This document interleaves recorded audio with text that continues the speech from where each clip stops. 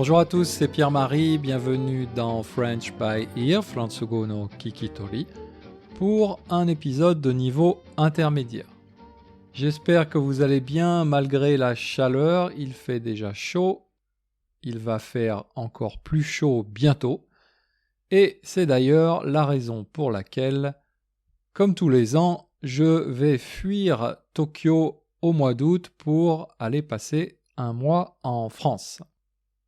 Alors, en France aussi, au mois d'août, il fait chaud, il fait très chaud depuis quelques années. On a très souvent l'été des températures entre 35 et même jusqu'à 40 degrés. Je me souviens d'un 43 degrés à Paris il y a quelques années. Mais la grosse différence, bien sûr, c'est l'absence d'humidité et je dois dire que pour moi, 40 degrés en France, c'est plus supportable, c'est plus agréable, entre guillemets, que 30 degrés au Japon, avec les 80-90% d'humidité habituelle. Bien sûr, je me réjouis de retrouver mes amis, de retrouver ma famille, mais je me réjouis aussi de pouvoir retrouver la cuisine française, des plats français que je n'ai plus l'habitude de manger ici au Japon. Et rien que d'y penser, eh bien ça me met l'eau à la bouche. J'en salive d'avance, un peu comme le chien de Pavlov. Je ne sais pas si vous connaissez cette histoire du chien de Pavlov. En France, on étudie ça, tout le monde étudie ça à l'école. Pavlov était un scientifique russe, je pense début du XXe siècle peut-être, qui a fait l'expérience suivante avec son chien. Tous les jours, avant de donner à manger à son chien, il faisait sonner une petite clochette. Ding, ding, ding, ding, ding, ding.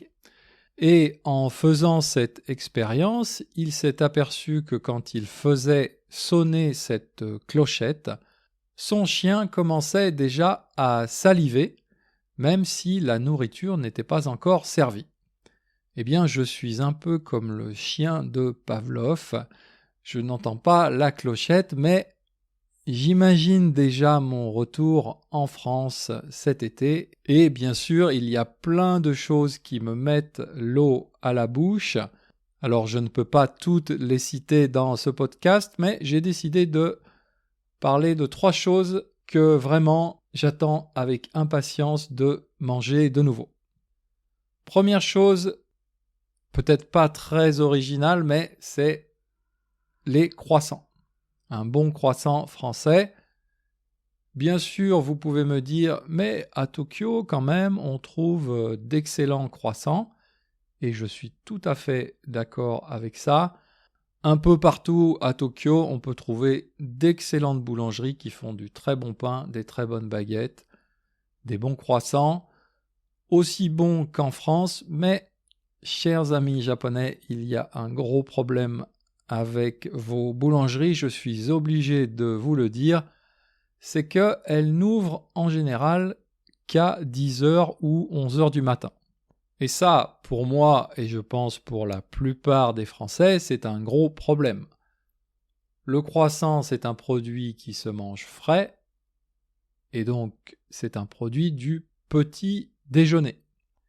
J'ai le souvenir nostalgique de ma vie à Paris, où le week-end, je me levais tranquillement, je sautais dans un short, je passais un t-shirt et je descendais à moitié endormi jusqu'à la boulangerie où j'allais acheter mon croissant.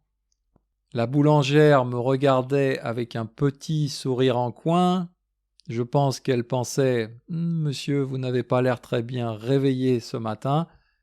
Mais justement, c'était ça l'objectif. L'objectif, c'était de se lever, de descendre à la boulangerie, d'acheter son croissant et de remonter chez moi en étant encore à moitié ou même, si possible, encore plus endormi pour que la première vraie sensation de ma journée, ce soit le goût du croissant avec le café ou avec un thé.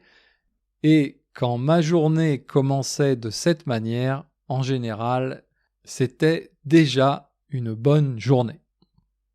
Deuxième chose qui me met l'eau à la bouche, rien que d'y penser, les melons, et pour être un peu plus précis, ce qu'on appelle dans ma famille le melon jambon, parce que en été, c'est un peu notre tradition, on mange des bons melons, alors français, de temps en temps espagnols, mais plutôt des melons français, qui sont des melons à chair orange, avec du jambon cru. Le jambon cru, si c'est un jambon français, c'est plutôt du jambon de Bayonne, dans le sud-ouest de la France. Il y a aussi des bons jambons en Espagne, bien sûr, mais comme souvent quand on parle de nourriture, j'ai là aussi une préférence pour l'Italie et le jambon de Parme.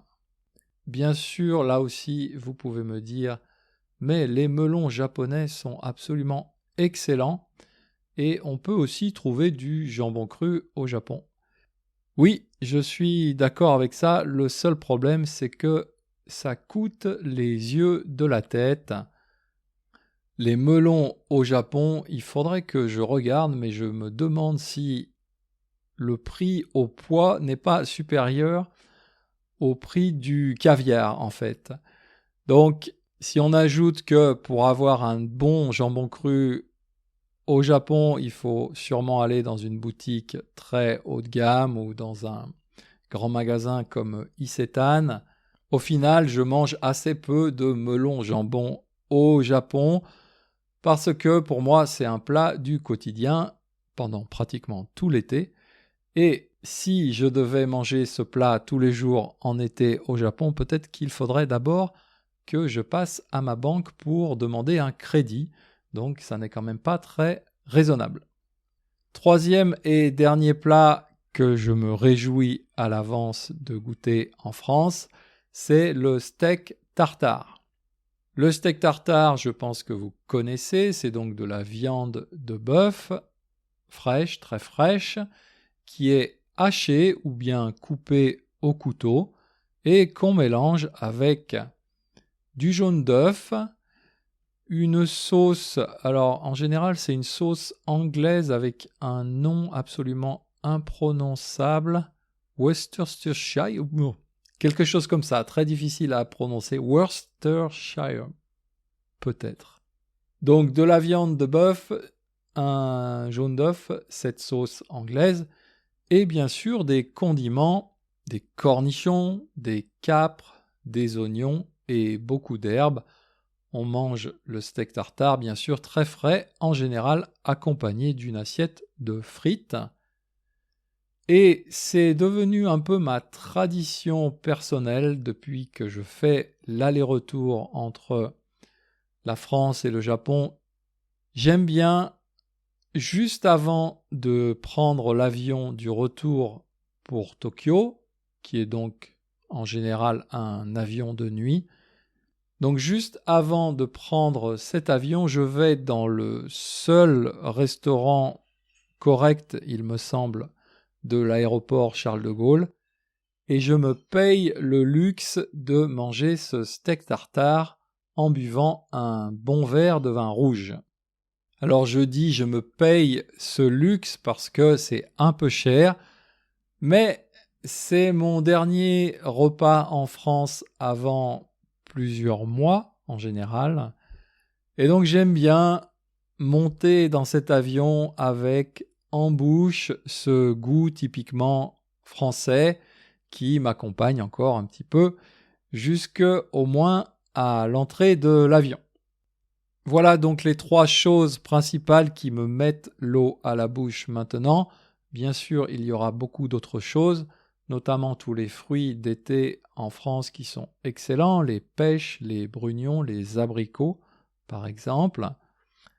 Comme j'y vais en été, bien sûr, ce sont plutôt des plats d'été. L'an prochain, j'ai déjà programmé un voyage pour février. Peut-être que je referai un podcast un peu comme celui-ci. Et Dans ce cas-là, bien sûr, ce seront plutôt des plats d'hiver comme des gratins, des viandes rôties, et des pot-au-feu ou une raclette par exemple. Mais ça, ce sera donc pour le voyage début 2024. Pour l'instant, je reste donc sur l'été. Je vais quand même essayer de faire attention parce que l'an dernier, en 2 mois en France, j'ai quand même pris 4 kilos. Donc je vais essayer de faire attention, mais le but du jeu, c'est quand même aussi de se faire plaisir. Donc on va essayer de trouver un équilibre entre les deux. Voilà, c'est tout pour aujourd'hui. Retrouvez la transcription de ce podcast sur mon site internet frenchbyear.com. Je vous dis bon appétit, à bientôt, mata jikai.